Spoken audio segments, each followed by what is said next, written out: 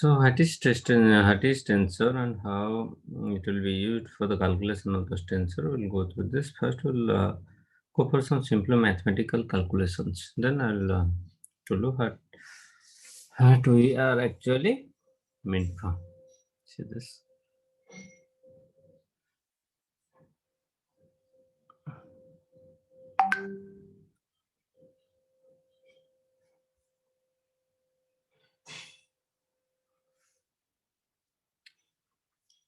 There are some directions. This is x1, this is x2, and this is x3. This is some directions.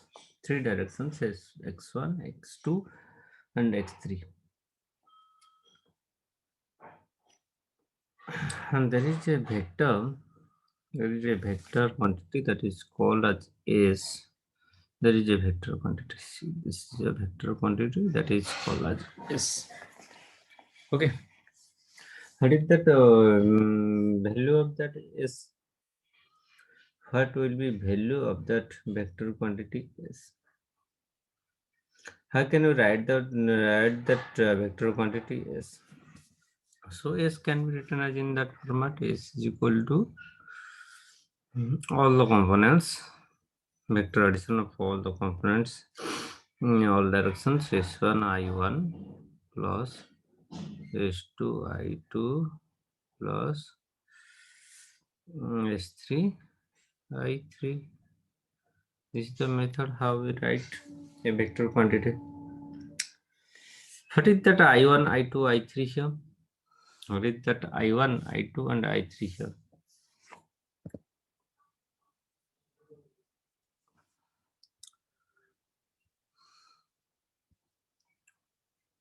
Just tell me what is that I1, I2 and I3 here.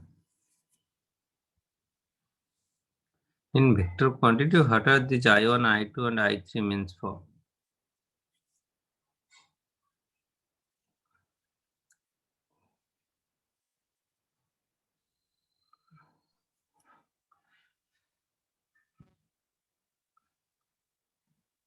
What does it mean for? I1, I2 and I3. This, if this is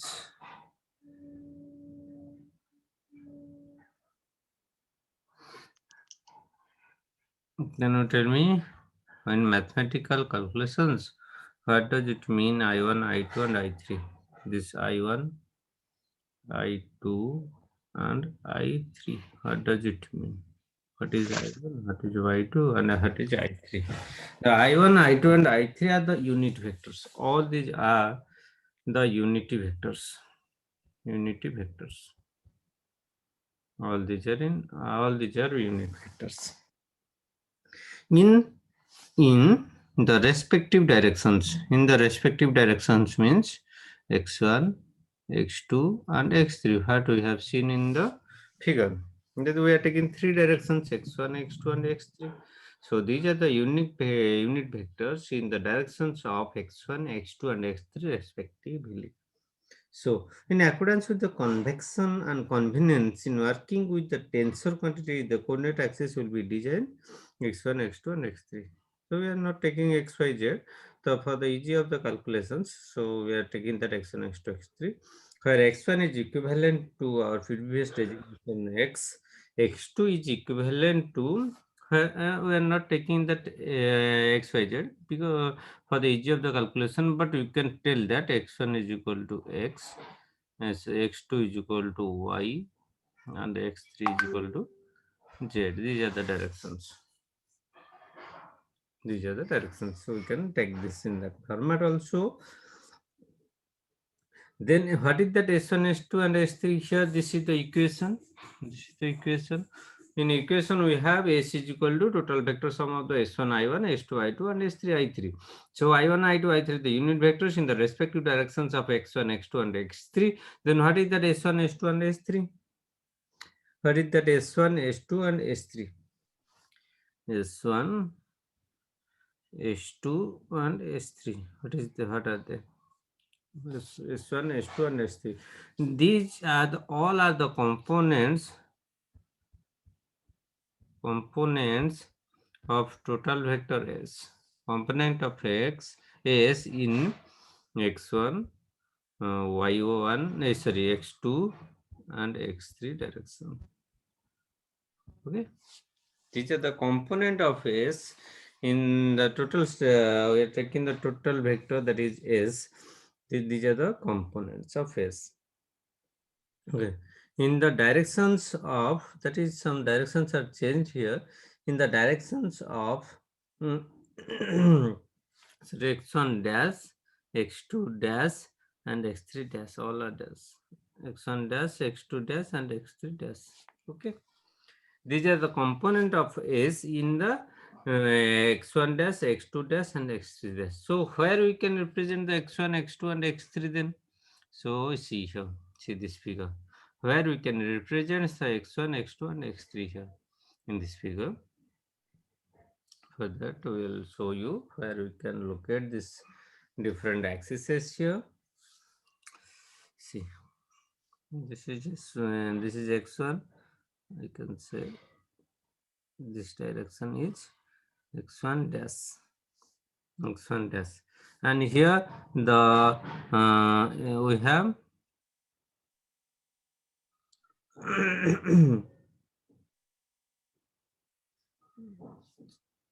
sorry, there is some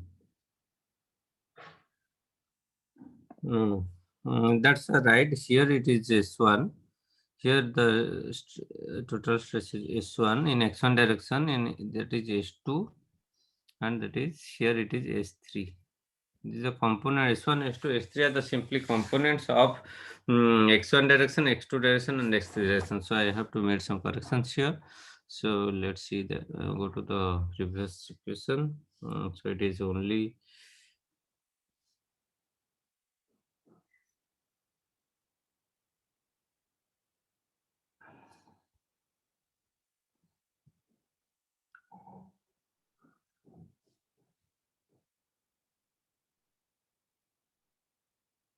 sorry. Okay. So another thing is that we want to find out the component of S refers to if you take the different directions like x1 dash. If you are going for the, if you have interest in find out the component of S in different directions, so that is x1 dash, x2 dash, and x3 dash. We have to, our interest is to find out the components of S, component of S, component of total S in respective directions. In respective directions. In respective directions. So, to calculate the different components of S in the respective directions, so we have to represent the different directions here. We are going to representing the different directions. I am showing you the directions here. See here, that is see this is S, so x1 direction, this is S1 dash, and this is when some axis, when I am rotating this axis now, when I am rotating this x1 axis, the similarly at the same time this x2 axis will be also rotated in clockwise manner. I am rotating this x1 axis in my clockwise manner. When I am rotating this x1 axis in the clockwise manner, this will be the distance from this will displace from x1 to x1 dash. The axis is now displaced from x1 to x1 dash. Similarly, at the same time, the x2 will be also be displaced. So the displacement in here, that in x2 direction, is that like that. That is x2 dash, x2 dash, and here the component is stress component is s2 dash. Here the stress component is s2 dash. So now here we have to calculate the component total stress in the displaced directions. Now we are going to calculate the total stress in the displaced directions. For the calculation, what we'll do here? Total stress in the in these directions. Total stress on all these directions. So when you're going for the calculation of the different directions, so here the component of the vector will be changed. Component of the vector that will be also mutual.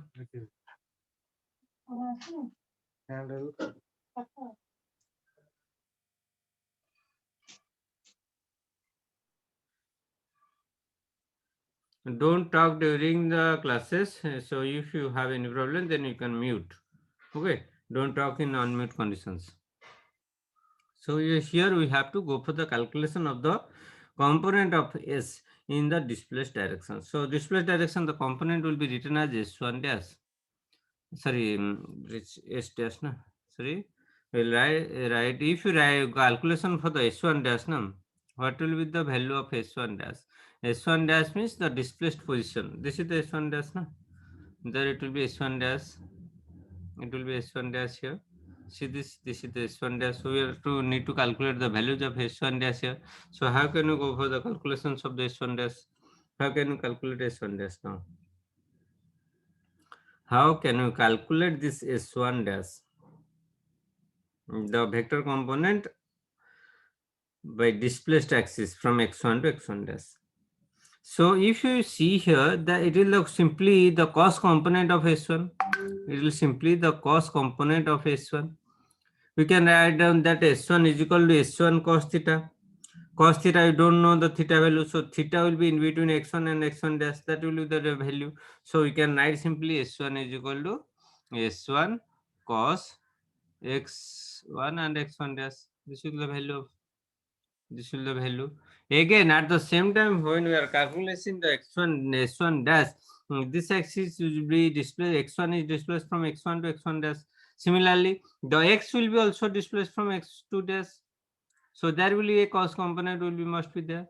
So here further we will also calculating this the s2 cos x2 and x1 dash. X2 and x1 dash, the displaced by the x1, the displacement by the x1 dash.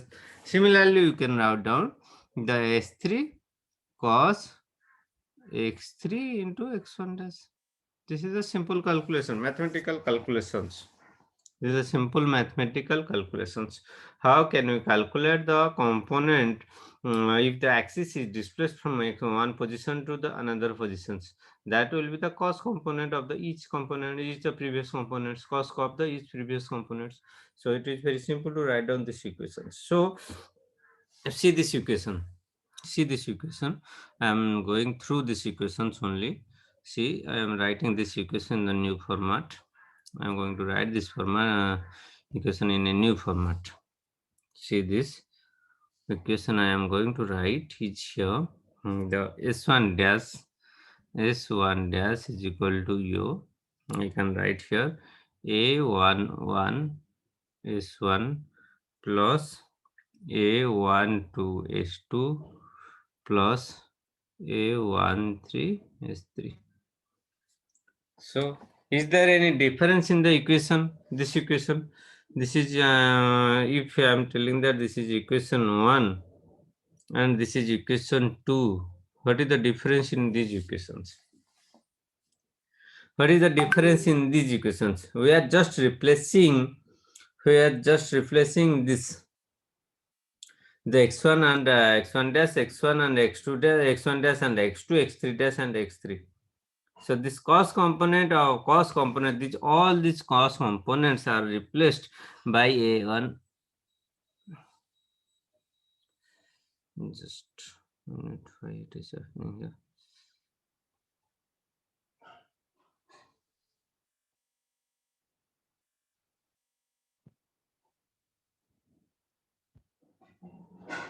here. See,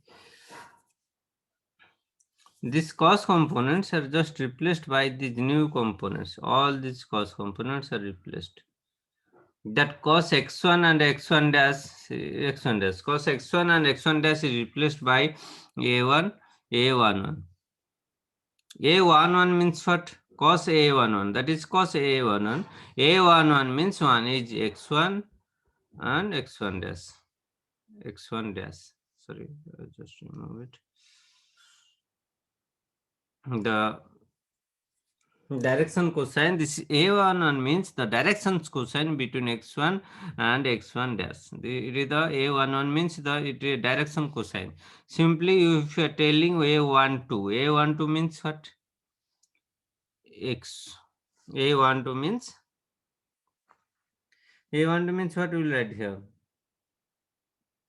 X1 dash and x2. the direction cosine between the x1 dash and x2. Similarly, A13. 13 means x1 dash and x3. So if you are writing in that format now, so it is very easy to remember. Instead of writing this cos x1 x1 dash, cos x2 x2 dash, sorry, x2 x1 dash, cos x3 x1 dash. So this is a very simplified format to writing the replacing this equation in that format. The equation 2 is now very easy to write that. The S1 dash is A11 S1 plus A12 S3 and A13 S3. Similarly, if you are talking about this is the stress by sorry, this is the vector by calculating this component in one direction. We are replacing one axis only. Here we are replacing one axis only. The axis is rotated is only x-axis is rotated x1 dash. If we again replacing the x2 axis, na, similarly we got the equations for x2 dash. Similarly, we got the equation for x2 dash. So what we will write, what will be the format of the equation we will write here? Can you tell me? What is the format of writing the equations here? So if when we are calculating for S1 dash, we are writing A11 because it is starting is 1. Here we are going for the S1. So we are writing A1. Everywhere the A is started with the subscripts of 1. So here we will what we will do? Now we will start with the subscript of 2 because it will written as 2 S2. So again we have 2 A21 S1 plus A22 S2 plus A23 S3. Bujhipalla? Have you got that? Have you got that? So similarly, if you writing the S3 dash, if the axis third axis is x3 axis is rotated, so what will be the value we can write here? The A31 S1 plus A32 S2 plus A33 S3. How simply you can write here? How simply you can write here? See this. We are don't going for this complexity in the format of in the form of cosine components. So it is very easy to write. Now we can write this S1, S2 and S2 in a simplified format also. If we try to write this in a simplified format, na, it is very easy for us now. See here, this is S1, S2 and S3 also. So if you write in a simplified format, how to write this in a simplified format? See this. How we will write this in a simplified format in equation 1, equation 2 and equation 3. So we note that the leading suffix for each direction cosine in each equation is the same. The leading suffix. Leading suffix means the S2. When we are writing the S2, we are using A2, A2 here, A2 here. When we are writing 3, S3, where you have the A3, everywhere is same. So only the second quantity will be changed. Only the leading quantity will not be changed. Only the second quantity is changed. So you will try, if you try to write down this in this format first also, see this. S1 dash is equal to summation of J is equal to 1 root 3 1 2 3 and that is A1 Sj. So we can write that in format. If I say that A1J, if I writing A1J, that means I am writing in every step I am going for the A1 J1 A11. If I am putting this equation A11 S1 plus A12 S2 plus A13 S3. So you can simply write this in this format, Aij format, A1J format. So similarly you can write this equation also. The second equation can also be written S2 dash is equal to sum of I is equal to J is equal to 1, J is equal to 1 2 3 A2 Sj. This is the writing of equation in that format. Similarly you can write the S2 S3 S3 dash also. J summation of J is equal to 1 2 3 1 2 3 8 3 J. The leading suffix will be same. Everywhere the leading suffix is same. See this equation clearly. So we can now simplifying this long equation. What is written in the format S1 cos x1 dash S2 cos x2 x2 x1 dash plus x3 cos x x3 x1 dash. This long equation now it will be derived to two statements. How easily it can be written as by this format. So again we can, if you want to, if you want, then again we can also modify this equation. So how will modify this equation? See this again, how to modify this equation. See here again, how will modify this? We will modifying this like that. We will putting that I here, we are leading, we are using the leading suffix everywhere, a1 a2 and a3. If you are replacing this leading suffix is equal to I is equal to 1 2 3, then the equation will be very much easy for us to write that. So combinedly, if we are writing si dash, we are now replacing this equations si dash. Si dash, what is si dash? Now summation of j is equal to 1 to 3, that is aij, aij and sj, aij sj. In bracket, what I am writing here? In bracket, I am writing here that I is equal to 1 2 3.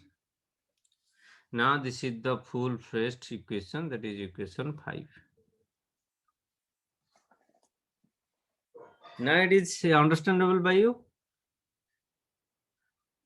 Is it okay for you? So if you this is now this complex equations, all these complex equations are now derived in a simplified format. So you can replace here, you can write here in that format also ai1. If you are putting only the j, if you are by summation, by if you are putting in the values of j only, s1, so ai 2 s2 plus ai 3 s3. Now we are putting only the values of j. If you are start putting values of I, then it will be very easy for us to rotate every notation. So what is I am writing just one equation. I in place of I am putting writing the s1. So here in place of I also I am writing one s1. In place of I am writing one. Now the equation is in that same format. The whole equations, the total equations what we have derived there, the displacement of the axis from one position to the another position can be easily returnable in that format. So we can say the equations can be, again we can write these equations in the format like that. This equation, so we can write in the format is that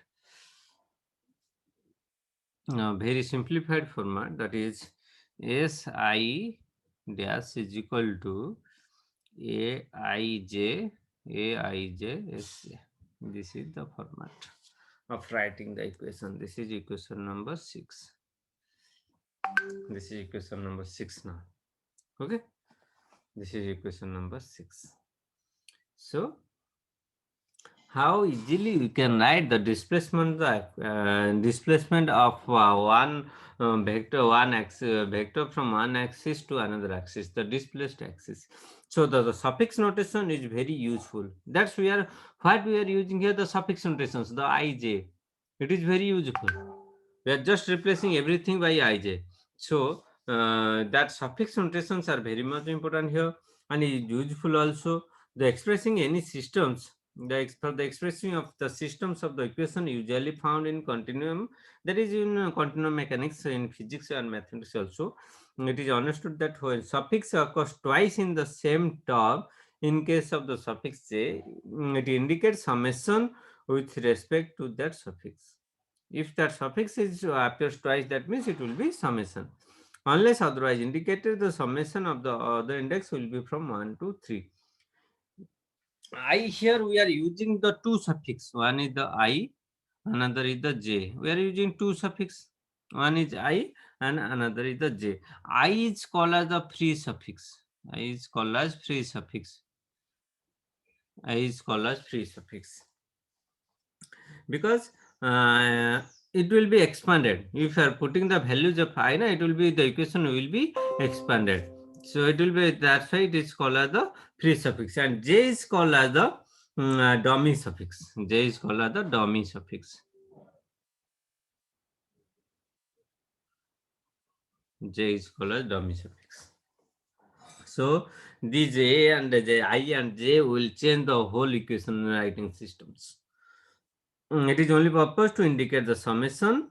Exactly the same three equations would be produced if some other letters were used in dummy suffix. So if we are using any dummy suffix, there are two suffix. One is the free suffix, other is the dummy suffix. In place of J, we can write R also. If you are writing R, your equation will be like AIR, SR. So you can write anything in the dummy suffix.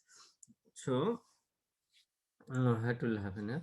That the complete determination state of stress at a point, that what we have derived in that equation 2.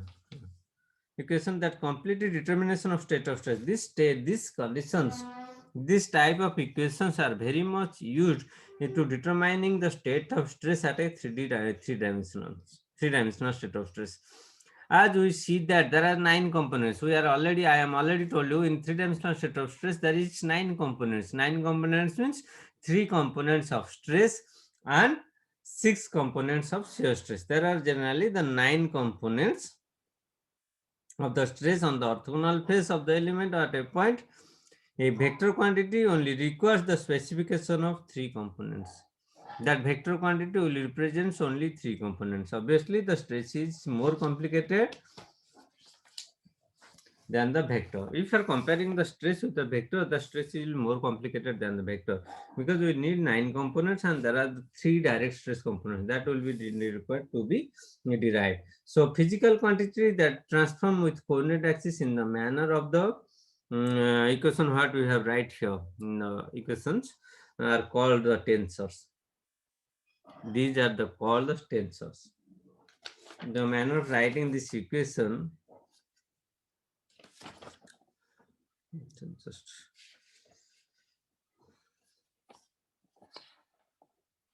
that equation we have derived previously, that is called the stressor quantity. So just writing here, just wait, I am writing that equation. I just deriving this, just writing these equations. The equation which is already we have derived, the sigma is equal to, in three-dimensional state of case, sigma x L square plus sigma y m square plus sigma z n square plus 2 tau xy lm plus 2 tau yz mn plus 2 tau xz ln. So this equation is called the tensor equation, stress tensor. This type of equations are called the tensors. These type of equations are called the tensors. Equations are called the tensors. And the stress, you have to remember that stress is always a second rank tensor. Second rank tensor. Stress is a second rank tensor because you need 9 components to derive, to mention the stress. We need 9 components. See here, this is component number 1, component number 2, component number 3, component number 4, component number 5, and component number 6. These are the simply 6 components are here. Also the tau yx is there, tau that is 7, tau zy is there, that is 8, and tau zx is there, that is 9 components. We need generally 9 components to specify the stress. That's why the stress is called a second rank tensor. Remember, the stress is a second rank tensor. The stress, strain, and many other physical quantities are the second rank tensors. Remember, this stress, strain, and many other physical quantities are second rank tensors. Yes, then what is the scalar? We are representing the stress as a vector. So what is that scalar? Scalar quantity which remains unchanged with transmission axes. Here you see that when we are changing the vector from x1 to x1 dash, the quantity will be changed. That's why it is the stress will be also changes by changing the directions. So it is called as the vector quantity. The scalar, what is that scalar? The scalar means the quantity remains same, that cannot be changed with the transformation axis. So scalar requires only a single number its specification. Scalar requires only one specifications. It does not require any other specifications for this. So scalar tensors are zero. The tensor of scalar quantity is zero. The tensor of a scalar quantity is zero. Stress is a second rank tensor, and the scalar has zero tensor. Scalar has zero tensor. Zero rank tensor. Stress is a second rank tensor. Scalar is a zero rank tensor. Vector quantities, remember this what I am telling you. Vector quantities require three components. Vector quantities require three components for their specification. So in the calculation of vectors, what we have calculated? Now S1 dash, S2 dash, and S3 dash. So vector quantities require three components for their specifications. So the tensor of the first rank. Vector has first rank tensor. First rank tensor. Because it requires three quantity. First rank tensor. So the number of components required to specify quantity is 3 to the power n. So how can you represent the rank of a tensor? How can we represent the rank of a tensor? Rank of the tensor is simply represented by 3 to the power n. N is the rank. N is the rank. Put here n is equal to 1. N is equal to 1 means the total quantity we require is 3. That means vector has first rank tensor. So similarly, if we put n is equal to 2, so what we find here? Now when we put n is equal to 2 here, the component will going to be 9. So stress is to specify stress we need 9 quantities. So stress is a second rank tensor. So in that format we will show the ranks of the tensors. And another important thing, that all the elastic constants that relate stress with the strain in an elastic solid is a fourth rank tensor. Elastic constants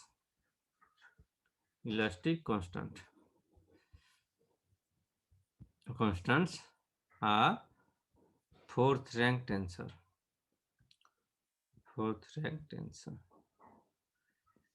Elastic constants are fourth rank tensor. That means if you put the values of 3 to the power 4, n is equal to 4, so what will be got? 81.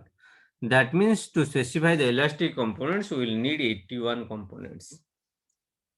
We need 81 components in the general case. That's all for the today, the rank and the tensors. Next class we will be presenting the stress. Here in this class we are how do we show you? We show you the vector quantities. Next class we will show you. I will going to show you the